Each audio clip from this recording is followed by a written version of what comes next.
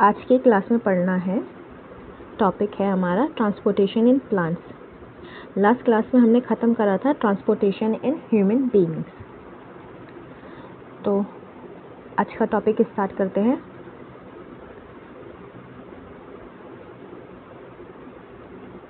We have discussed earlier how plants take in simple compounds such as CO2 and photosynthesize energy stored in their chlorophyll containing organs, namely leaves। ठीक है, हमने जो है ये चीज़ पढ़ी है, पहले डिस्कस करा था फोटोसिंथेसिस के बारे में इन दी प्रीवियस सेक्शंस। देखो,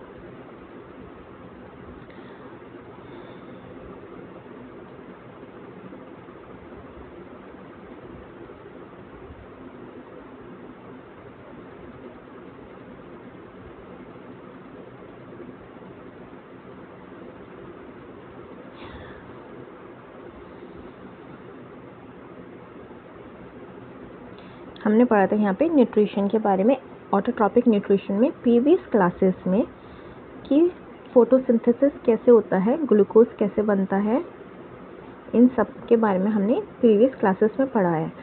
ठीक है, अगर नहीं देखी है क्लास तो ये देख सकते हो। हेटरोट्रॉपिक न्यूट्रिशन में ह्यूमन बीइंग्स का है और एनिमल्स का है। मैंने अच्छे से इसको डिस्कस करा है तो इजी हो जाएगा फिर।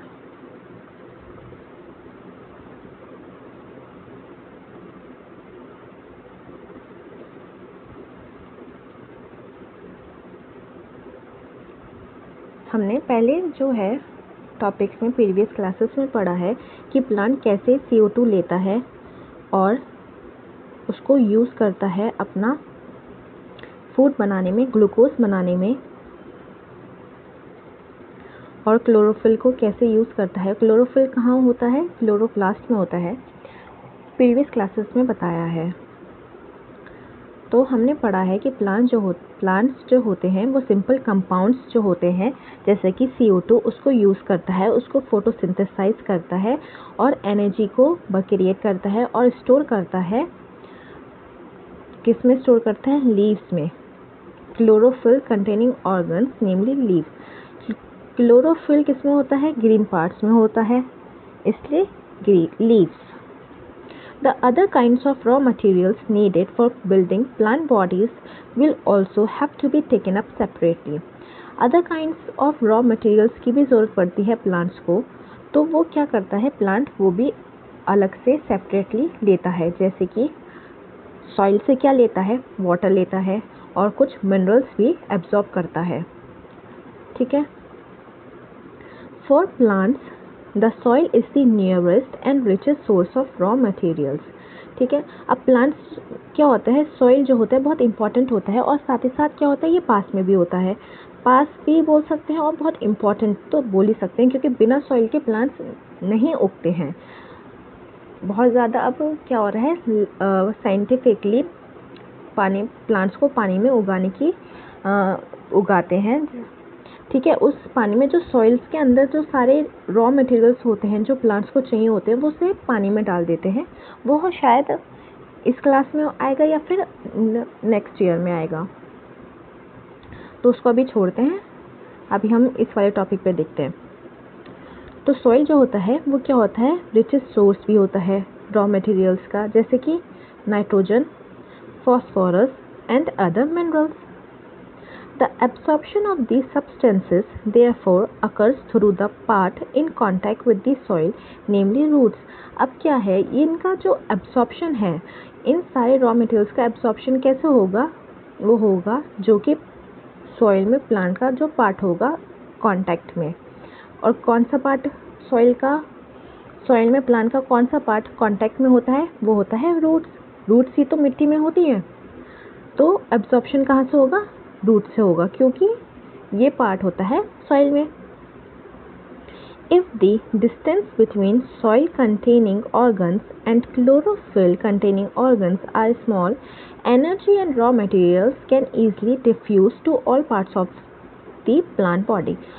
यहाँ बोल रहे हैं अगर जो डिस्टेंस है जहाँ से रूट सॉइल कॉन्टेक्टिंग ऑर्गन्स कौन सा हो गए, रूट्स हो गए। और क्लोरोफिल कंटेनिंग ऑर्गन्स कौन से हो गए, जैसे कि लीव्स हो गई। तो अगर उनका डिस्टेंस कम है तो क्या होगा, जो रॉ मटेरियल्स हैं, जो रूट्स ने जो भी रॉ मटेरियल्स एब्जॉर्ब करा है उसको वो ईजिली पहुंचा देगा। जितना ज़्यादा डिस्टेंस होगा उतना ज़्यादा उसे टाइम लगेगा, और जितना डिस्टेंस कम होगा वो उतना ही ईजिली उसको उस पार्ट में पहुंचा देगा, ईजिली डिफ्यूज कर देगा to all parts of the plant body. But if this distances become larger because of changes in plant body design, diffusion process will not be sufficient to provide raw material in leaves and energy in roots. अब क्या होता है, जैसे बहुत बड़े बड़े पेड़ होते हैं, ठीक है, बहुत ही बड़े पेड़ हैं, ठीक है, अब उनका जो डिस्टेंस है वो क्या होगा, बहुत ज़्यादा बढ़ गया। अब उसकी वजह से क्या होता है, ये जो डिफ्यूजन का प्रोसेस होता है, सबसे पहले डिफ्यूजन जो होता है बहुत अच्छा होता है केस में जिसमें डिस्टेंस बहुत कम होती है। डिफ्यूजन जो होता है वो बहुत अच्छे से एफिशिएंटली होता है जिसमें डिस्टेंस कम होती है, और जैसे जैसे डिस्टेंस बढ़ती जाएगी डिफ्यूजन में उतना ही टाइम लगेगा, उतना ही ये एफिशिएंटली नहीं काम कर पाता। अब जो बड़े पेड़ हैं उसमें डिफ्यूजन में क्या होगा, अब डिस्टेंस बढ़ गई है तो डिफ्यूजन में क्या होगा, बहुत मुश्किल आएंगी। रूट्स की जो भी रॉ मटेरियल्स हैं पूरे प्लांट तक ऊपर तक पहुंचाने में बहुत मुश्किल आएगी। तो उसके लिए क्या चाहिए, प्लांट्स को अब कुछ और चीज़ चाहिए। A proper system of transportation is therefore essential in such situation. तो ऐसी सिचुएशन में क्या चाहिए, प्लांट्स को एक ऐसा ट्रांसपोर्टेशन चाहिए जो कि ईजिली और एफिशिएंटली जो भी मटेरियल्स हैं, रॉ मटेरियल्स हैं, वो पहुंचा दे टॉप तक, ऊपर की लीव्स तक।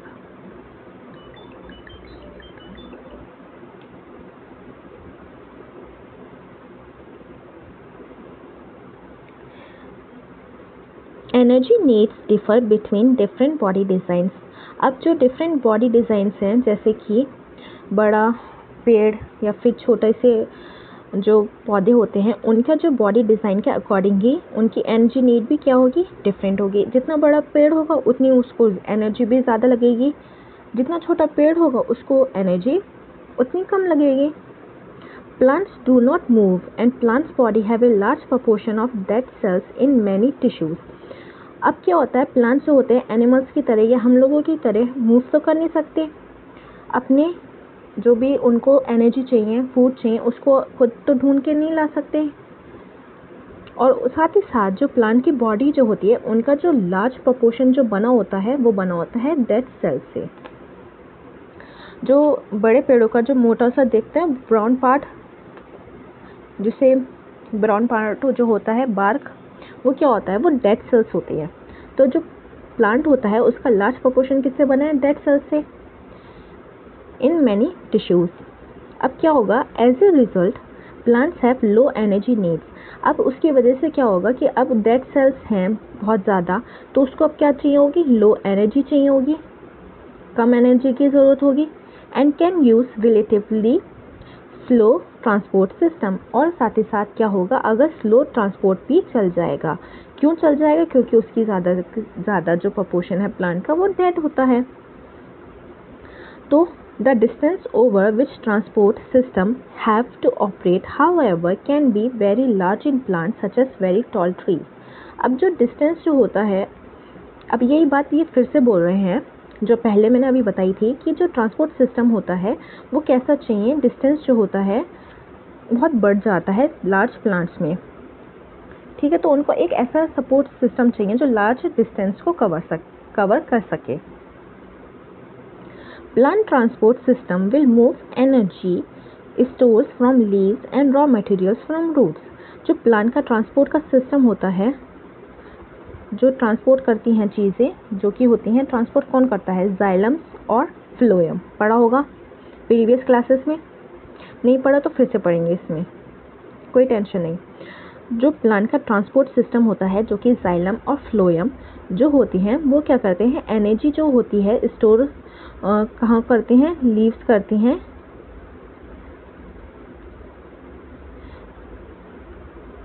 एनर्जी जो स्टोर होती है वो कहाँ होती है? From leaves and raw materials कहाँ से आते हैं? रूट से।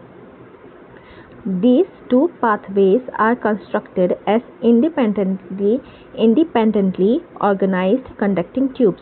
और जो ये pathways होते हैं वो कैसे होते हैं? ये organized tubes होते हैं। tubes हमने पढ़ी भी हैं, हमने इसमें ह्यूमन बॉडीज में भी और एनिमल्स में भी कि ट्यूब्स होती हैं, आर्टरीज और वेन।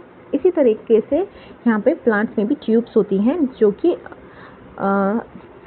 फ्लोएम और जाइलम जो होती हैं वो ट्यूब्स होती हैं जिसके थ्रू इनका जो रॉ मटेरियल है और एनर्जी है वो इनके थ्रू जाती है। और क्या होती है? इंडिपेंडेंटली होती है। इंडिपेंडेंट का मतलब क्या होती है? अलग अलग होती है, ऑर्गेनाइज्ड होती है, कि ऐसा नहीं है कि एक में ही सारी चीज़ें जा रही हैं, इसमें अलग अलग जाती है। पानी के लिए अलग है, खाना के लिए अलग है। जैसे कि 1. The xylem moves water and minerals obtain from the soil. जो जाइलम होता है वो क्या लेके जाता है? वो लेके जाता है पानी और मिनरल्स, ठीक है, जो कि सॉइल में से लेके आता है। दूसरा होता है फ्लोएम। फ्लोएम क्या करता है? ट्रांसपोर्ट करता है products of photosynthesis from the leaves where they are synthesised to other parts of the plant.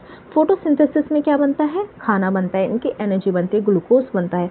तो ये जो फ्लोएम होता है, जो एनर्जी होती है वो लीव्स में से, जहाँ पे लीव्स में बनता है, ठीक है। लीव्स में क्यों बनता है? क्योंकि वहाँ पे क्लोरोफिल होता है। क्लोरोफिल जो होता है वो एनर्जी फोटोसिंथेसिस में हेल्प करता है, वहाँ पे उनका खाना बनता है। तो वो जो एनर्जी होती है फ्लोएम जहाँ नहीं बनता है वहाँ पे भी लेके जाता है सारे to the other parts of the plant. We have studied the structure of these tissues in class 9th। अब हमने ये क्या चीज़ें हैं? ये चीज़ें जो पढ़ी हैं हमने 9th में भी पढ़ी हैं। कोई बात नहीं, अगर याद नहीं है अब याद आ जाएगा, और नहीं पता कोई बात नहीं, इसमें याद पता चल जाएगा। ट्रांसपोर्ट ऑफ वाटर, अब हम देखेंगे इसको जाइलम को डिटेल में। इन जाइलम टिश्यूज, जाइलम क्या करता है? पानी और मिनरल को लेके जाता है सॉइल से प्लांट्स में। अब क्या होता है जाइलम टिश्यू में? क्या होता है? वेसल्स होती हैं और ट्रैकेट्स होती हैं ऑफ द रूट्स। रूट्स में क्या होता है? वेसल्स और ट्रैकेट्स होती हैं। Stems and leaves are interconnected to form a continuous system of water conducting channels reaching all part of the plant। जो स्टेम्स और लीव्स होती हैं वो क्या होती हैं? वो जुड़ी हुई होती हैं। जो ये जो वेसल्स और ट्रैकेट्स होती हैं इस तरीके से ये पूरे प्लांट्स और स्टेम्स को कनेक्ट रहती हैं। सपोज ये लीव्स है और ये है स्टेम, तो ये क्या हुआ? ये वेसल और ट्रैकेट्स आई यहाँ से, इधर लीव्स में चली गई, फिर यहाँ से ये चली गई और अदर पार्ट्स ऑफ लीव्स में, और ये भी जो है लीव्स यहाँ पे जो है अदर पार्ट्स ऑफ प्लांट में वहाँ चली गई।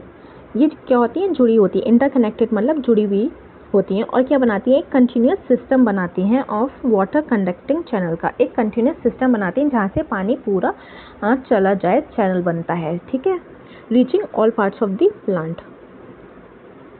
At the root, cells in contact with the soil actively take up iron। अब क्या होता है? रूट्स में जो होती हैं, जो सेल्स जो होती हैं रूट्स में क्या होता है? पेड़ के रूट्स में क्या है? अगर आप रूट्स को देखोगे और अंदर जाओगे तो उसमें क्या होती है? सेल्स ही होती हैं, हर जगह सेल्स ही होती हैं। तो वो जो सेल्स होती हैं वो क्या करती हैं? आयंस को लेती हैं, actively take up ions. Ions क्या होते हैं? ये पोटेशियम आयन जिसमें इलेक्ट्रॉन या तो लूज हो गया है या फिर उसने गेन कर लिया है, ठीक है, वो होते हैं आयंस। तो वो आयंस को एक्टिवली टेकअप आयंस लेते हैं। क्यों करते हैं? क्योंकि उससे क्या होता है? दिस क्रिएट्स ए डिफरेंस, वहाँ पे क्रिएट हो जाता है difference in the concentration of this ions between the root and the soil.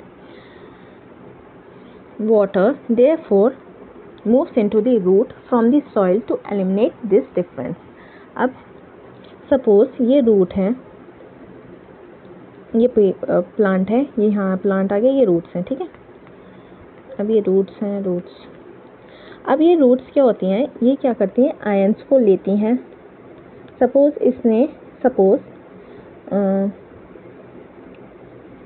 इसने लिया पोटेशियम, नाइट्रोजन लिया, सब पोटेशियम लेते हैं, चलो पोटेशियम आयन लिया, ठीक है। अब पोटेशियम आयन क्या हुआ? कॉन्सेंट्रेशन इसने सॉइल में से पोटेशियम आयन ले लिया रूट्स ने, अंदर नहीं जा रहा, यहाँ ही रोकते हैं बाहर, ठीक है, बाहर मतलब सेल्स में ही, अंदर सेल्स के हैं पर ऊपर नहीं जा रहा।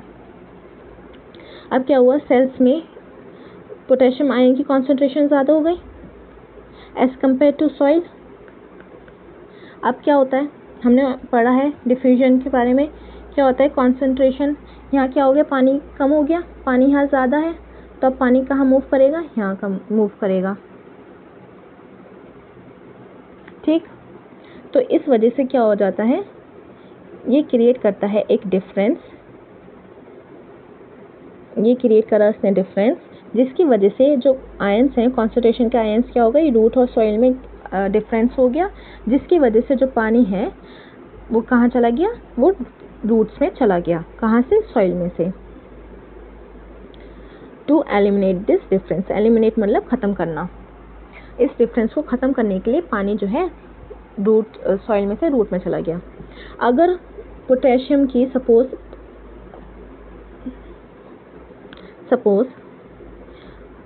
जो आयन कॉन्सेंट्रेशन है वो रूट में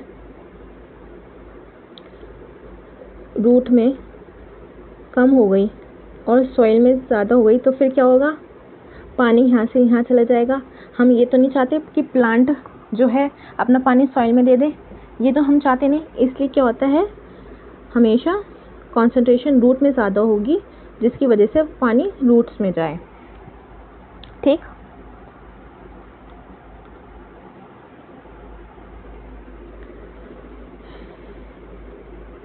This means that there is steady movement of water into root xylem, creating a column of water that is steadily pushed upwards.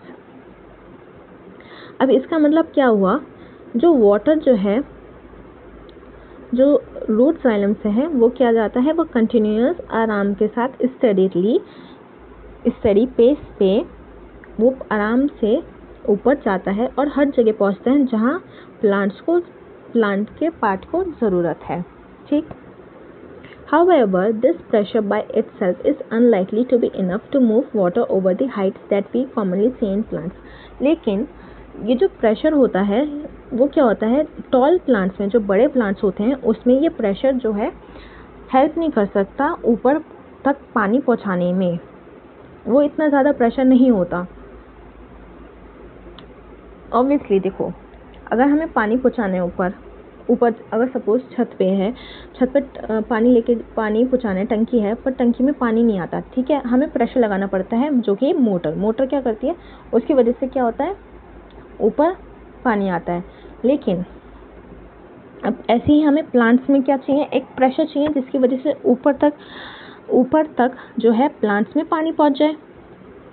तो क्या करता है प्लांट यूज़ करता है अनदर स्ट्रेटेजी। क्या स्ट्रेटेजी यूज़ करता है, पानी को ऊपर पहुंचाने तक हाईएस्ट पॉइंट। तो यहाँ पे सिर्फ इतना बोला है कि प्लांट जो है यूज़ करता है एक strategy to move the water in the xylem ऊपर upwards to the highest point of the plant body.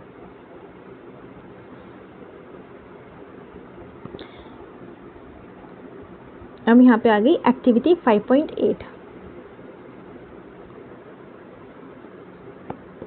क्या बोल रहे हैं इसमें, take 2 small pots of approximately the same size and having the same amount of soil.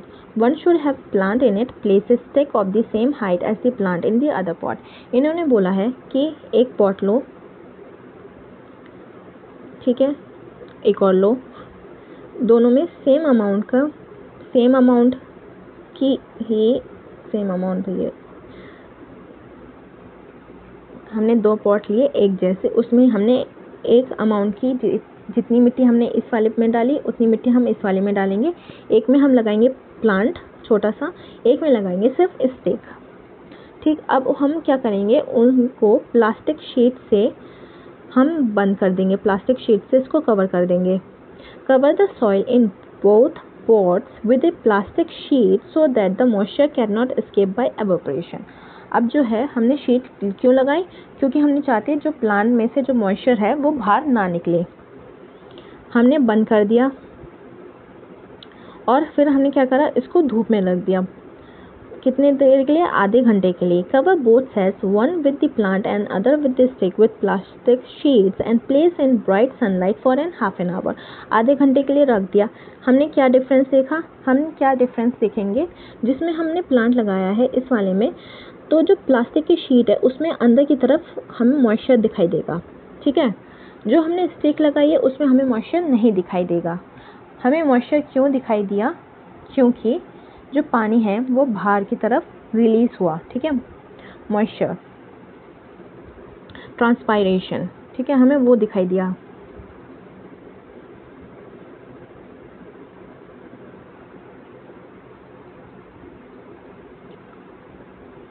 Provided that the plant has an adequate supply of water, the water which is lost through the stomata is replaced by water from the xylem vessels in the leaf।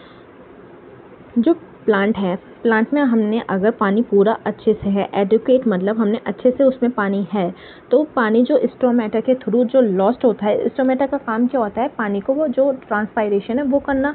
अब जो पानी replace होता जा रहा है वो कौन उसको रिप्लेस कर रहा है, जाइलम वेसल्स। कैसे कर रही हैं, जाइलम वेसल कहाँ से ले रही हैं, रूट से ले रही हैं। और ये पानी कहाँ से लॉस्ट हो रहा है, लीफ से। स्टोमेटा कहाँ होती है, लीव्स में भी होती हैं और साथ ही साथ स्टेम में भी होती हैं।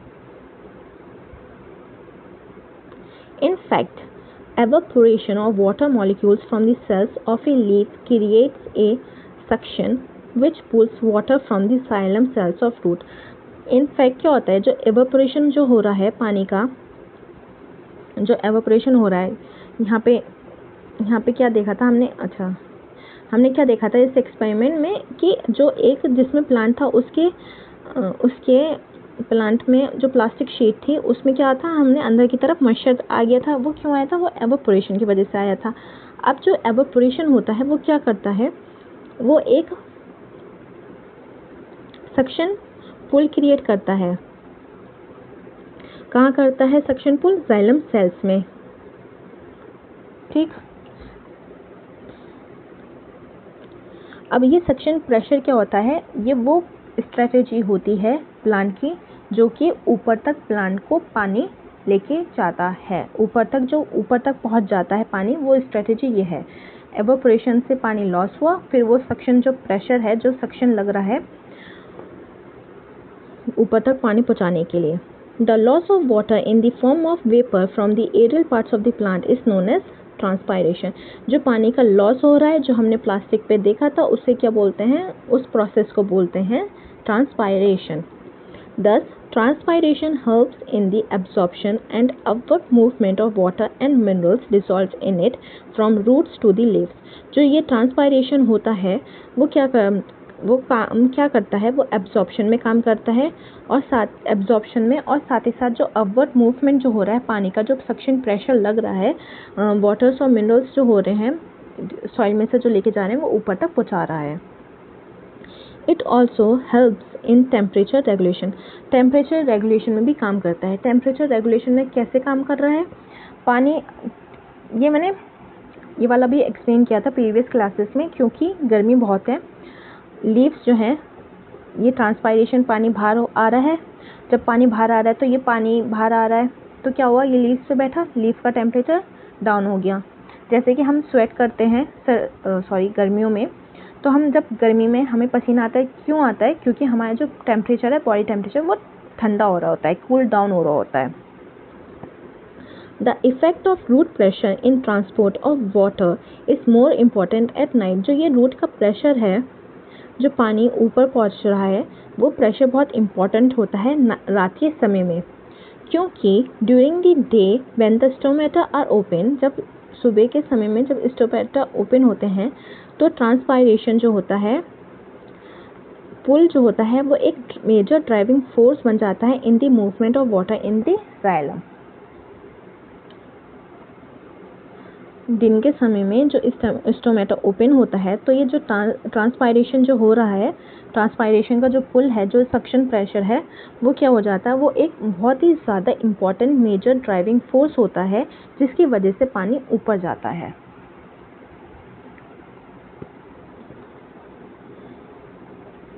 देखो फिगर 5.12 देखो, movement of water during transpiration in a tree. तो यहाँ से ये पानी गया, जा रहे हैं, ये एरो दिख रहे हैं, यहाँ से पानी गया, फिर जहाँ जहाँ ज़रूरत है उधर सब जगह गया पानी और बाहर निकल गया, एक्स्ट्रा पानी बाहर निकल रहा है। अगर एक्स्ट्रा पानी की कमी है तो बाहर नहीं निकलता पानी, स्टोमेटा बंद हो जाते हैं। अब पानी अगर अच्छे से है तो फिर ये पानी जो होता है फिर निकलता भी है वाटर वेपर के थ्रू, जिसको बोलते हैं एवापोरेशन। अब देखो अगर गर्मियों में पानी जो होता है बहुत ज़्यादा एवापोरेट हो जाता है पानी, ठीक है, मिट्टी में नहीं होती तो क्या हो जाती हैं, पत्तियाँ मुरझा जाती हैं।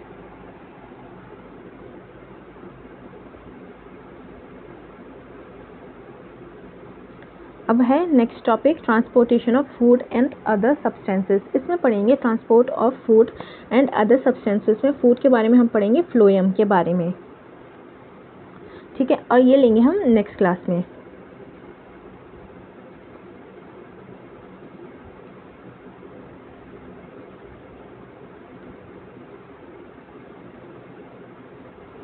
वैसे छोटा सा ही टॉपिक है, ख़त्म करते हैं क्या इसमें?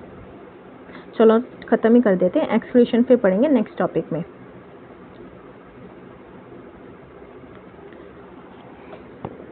छोटा सा ही बचा है, चलो ख़त्म करते हैं, ठीक है। Transportation of food and other substances. So far we have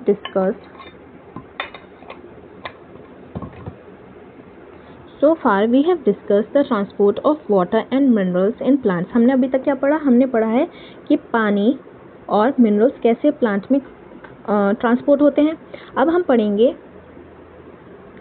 let us consider how the products of metabolic processes particularly photosynthesis are moved from leaves। अब हम देखेंगे जो metabolic process जैसे कि photosynthesis से जो हमारा प्रोडक्ट्स बने हैं जो कि फूड है वो कैसे मूव करते हैं, कहाँ से? लीव्स से। where they are formed to other parts of the plant, leaves में जहाँ ये बने हैं to other parts of the plant में। this transport of soluble products of photosynthesis is called translocation and it occurs in the part of the vascular tissue known as phloem। अब जी ये जो soluble products हैं photosynthesis में जो बने हैं वो इनका जो ट्रांसपोर्ट होता है इसको क्या बोलते हैं? ट्रांसलोकेशन बोलते हैं। जो प्रोडक्ट्स बने हैं, जो फूड बना है, जो एनर्जी बनी है, जो प्लांट में ये ट्रैवल लेके जा रहा है, उस प्रोसेस को क्या बोलते हैं? ट्रांसलोकेशन। और ये कहाँ होता है? ये होता है वेस्कुलर टिश्यू। कौन सा वेस्कुलर टिश्यू में? फ्लोएम। अब वेस्कुलर टिश्यू जो होते हैं दोनों ही होते हैं, जाइलम भी वेस्कुलर टिश्यू होता है और फ्लोएम भी वेस्कुलर टिश्यू होता है, पर इनके जो फंक्शन है वो अलग अलग है। जाइलम का फंक्शन है वाटर का और फ्लोएम का फंक्शन है फूड का।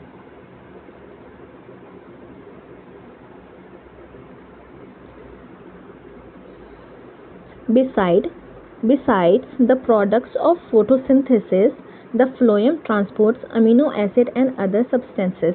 अब क्या है? फ्लोएम जो है फोटोसिंथेसिस में जो प्रोडक्ट्स बने हैं वो तो लेके जाता है, लेकिन साथ ही साथ अमीनो एसिड्स और अदर सब्सटेंसेस भी लेके जाता है जो प्लांट्स को ज़रूरत होती है। These substances are especially delivered to the storage organs of root। और ये सब्सटेंसेस जो हैं, these substances जो हैं ये कहाँ स्पेशली डिलीवर्ड होते हैं? वो होते हैं रूट्स में। स्टोरेज ऑर्गन्स जो होती हैं कहाँ? रूट्स में, फ्रूट्स और सीड्स में। एंड ग्रोइंग ऑर्गन्स में ये जाके डिपॉजिट या स्टोर हो जाता है। द ट्रांसलोकेशन ऑफ फूड, जो फूड का जो लोकेशन हो रहा है, ट्रांसलोकेशन जो हो रहा है और अदर सब्सटेंसेस का, वो कहाँ होता है? Takes place in the sieve tubes with the help of adjacent companion cells both in upward and downward direction. ठीक, अब हमें पता है कि जाइलम में रूट से हमें पानी एक ही डायरेक्शन में लेके जाना होता है, फिर यहाँ पे भी लेके जा सकते हैं साइड में और ऊपर। लेकिन फ्लोएम में क्या होता है? फ्लोएम में क्या होता है, जैसे कि ये लीव्स में खाना कहाँ बनता है? लीव्स में बनता है, ग्रीन पार्ट्स में बनता है। अब लीव्स से खाने को अब नीचे भी आना होगा और ऊपर भी जाना होगा, तो फ्लोएम का कहाँ है? बाई डायरेक्शनल है। बाई डायरेक्शनल क्यों है? क्योंकि ऊपर भी जाता है और ये नीचे भी आता है। अब ये किसके थ्रू आता है? फ्लोएम में दो तरीके की होती हैं, ये होते हैं सीव ट्यूब्स और कंपेनियन सेल्स। अब ये जो है दोनों आपस में मिलके ये खाने को जो भी फूड है उसको लेके जाते हैं, ट्रांसलोकेट करते हैं प्लांट में। कहाँ करते हैं? प्लांट में। Unlike transport in xylem, which can be largely explained by simple physical forces, the translocation in phloem is achieved by utilizing energy. जो जाइलम है उसमें ट्रांसपोर्ट कैसे हो रहा था? वो कैसे होता है? सिंपल फिजिकल फोर्सेस था, जो कि था सक्शन पुल। ठीक है, ट्रांसपायरेशन क्या लगा रहा था? सक्शन पुल लगा रहा था। अब जो ट्रांसलोकेशन जो होता है फ्लोएम का, फ्लोएम जो ट्रांसलोकेशन करता है फूड और सब्सटेंसेस का, वो होता है एनर्जी के थ्रू।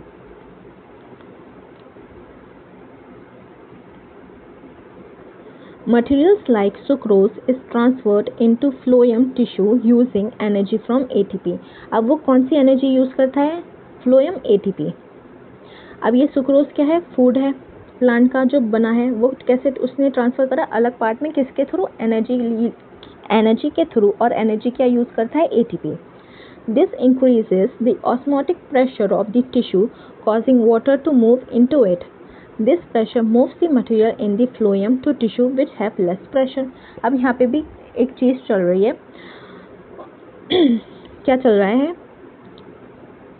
अब ये जो होता है ATP, ये क्या करता है? This increases the osmotic pressure. जो osmotic pressure होता है टिश्यू का,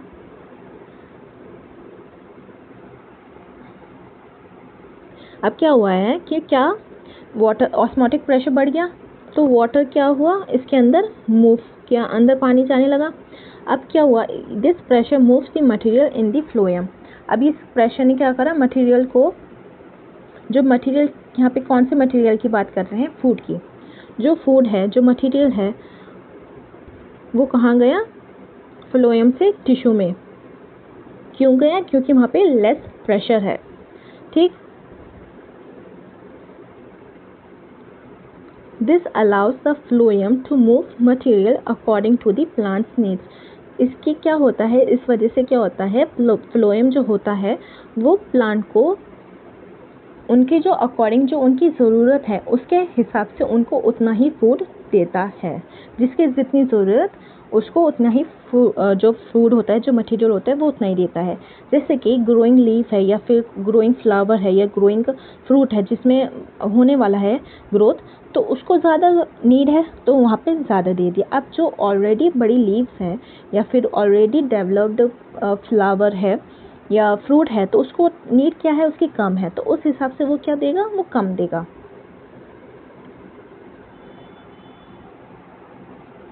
ठीक, for example in the spring sugar stored in root और stem tissue would be transported to the buds which needs energy to grow. For example जो spring के time में क्या होता है? स्प्रिंग सीजन जब आता है, जो शुगर जो होती है वो कहाँ स्टोर होती है? वो रूट में हो जाती है या फिर स्टेम में, स्टेम टिश्यू में। वो कहाँ, वहाँ पे जो स्टोर जो होती हैं, ये रूट और स्टेम में जो शुगर जो स्टोर होती है स्प्रिंग के समय में, वो कहाँ चली जाती है? वो ट्रांसपोर्ट हो जाती हैं बर्ड्स में। बर्ड्स क्या होती हैं? जो कि जैसे कि नए फूल जो आ रहे होते हैं या नई पत्तियाँ जो आ रही होती हैं या फिर नया फल बन रहा होता है, तो वो जो मैंने अभी एग्जाम्पल दिया ना, कोई वाला, कि जो नई लीव्स होती हैं या फिर जो भी फल होता है उसको एनर्जी की ज़्यादा ज़रूरत होती है, तो वहाँ पे वो ट्रांसफ़र हो जाता है, which need energy to grow. तो वहाँ जो होता है ये शुगर जो है वहाँ चला जाता है। Let's see question. पहला क्वेश्चन है, what are the components of the transport system in human beings? What are the function of this components? Components क्या होते हैं transport system in human beings? Previous classes में हाँ क्या क्या होते हैं और उनका फंक्शंस क्या होते हैं? Let's go. देखो, हमें क्या चाहिए होता है? हार्ट को क्या चाहिए होता है? आर्टरीज, वेन्स चाहिए होती हैं। क्यों चाहिए होती है? जिसकी वजह से प्लांट, ये जो है प्लांट कह रही हूँ, जो है हार्ट को पंप कर सके पूरी बॉडी में। कंपोनेंट्स में हार्ट भी आ गया, फिर लंग्स आ जाता है क्योंकि उसमें एक्सचेंज होता है, एक्सचेंज ऑफ गैसेस होती हैं, ठीक है। तो ये क्या है, ये सारे कंपोनेंट्स हो गए। ये जो समझाया था ये वाला प्रोसेस फिगर 5.11, तो ये जो है ये कंपोनेंट्स हैं। क्या चाहिए, आर्टरी चाहिए, वेन चाहिए, जिसकी वजह से ये जा सकता है। और फिर उनके फंक्शन जो मैंने उसमें ही उस क्लास में जो मैंने डिस्क्राइब किया थी कि इनके फंक्शंस क्या होते हैं, मैंने बहुत अच्छे से डिस्क्राइब किया था उस क्लास में।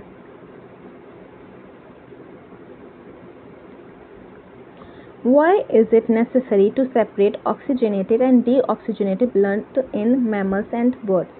तो ये भी समझाया था क्यों बहुत ज़रूरी है, क्योंकि इससे जो मैमल्स और बर्ड्स में जो होते हैं उनका जो ब्लड होता है वो ऑक्सीजनेटेड और डीऑक्सीजनेटेड सेपरेट रहता है।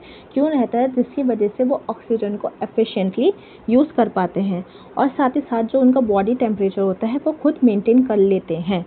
अदरवाइज कुछ रेप्टाइल्स होते हैं और कुछ एम्फीबियंस होते हैं जो कि अपना टेम्परेचर मेंटेन नहीं कर पाते, ठीक है। What are the components of the transport system in highly organized plants? इनका components क्या होते हैं ट्रांसपोर्ट सिस्टम का? Highly organised plants, highly organised मतलब कि जो बहुत बड़े पेड़ होते हैं, छोटे पेड़ को इतनी ज़रूरत नहीं है, डिस्टेंस उनका डिफ्यूजन के थ्रू हो जाएगा, पर जो हाईली ऑर्गेनाइज्ड हैं जिसमें जाइलम और फ्लोएम की ज़रूरत पड़ती है वो होते हैं, ठीक है। तो उनके कंपोनेंट्स क्या हो जाते हैं, जाइलम, फ्लोएम फिर में क्या क्या ज़रूरत पड़ती है, सीव ट्यूब्स और कंपेनियन सेल्स की। जाइलम में क्या पड़ती है, वेसल्स और ट्रैकिएट्स की। फिर ये सब चीज़ें हो गई। How, next question, how are water and minerals transported in plants? तो वाटर और मिनरल्स कैसे ट्रांसपोर्ट होते हैं प्लांट्स में? थ्रू जाइलम से। पूरा ये मैंने डिस्क्राइब किया है कि जाइलम जो होता है वो हेल्प करता है वाटर और मिनरल्स को। रूट्स में कैसे पानी जाता है अंदर, तो आयन का डिफरेंस क्रिएट करते हैं जिसकी वजह से रूट जो होता है आयंस को एब्जॉर्ब करती है, जहाँ पे ये डिफरेंस क्रिएट हो जाता है और पानी कहाँ जाता है, रूट्स के अंदर आ जाता है। फिर वहाँ से कहाँ जाता है, ऊपर जाता है। और बड़े प्लांट्स में क्या होता है, सक्शन प्रेशर पुल लगता है। कैसे लगता है, क्योंकि ट्रांसपायरेशन जो होता है, पानी जो है एवोपरेट हो रहा है तो उसको पानी को वो पुल आता है, ठीक, जिसको बोलते हैं सक्शन पुल। फिफ्थ क्वेश्चन है, how is food transported in plants? तो ये भी पता है कैसे होता है, फ्लोएम के थ्रू होता है। पूरा ये प्रोसेस अभी ही समझाया है, ठीक, वो हो जाता है how is food transported in plants. अब नेक्स्ट क्लास में पढ़ेंगे एक्सक्रीशन।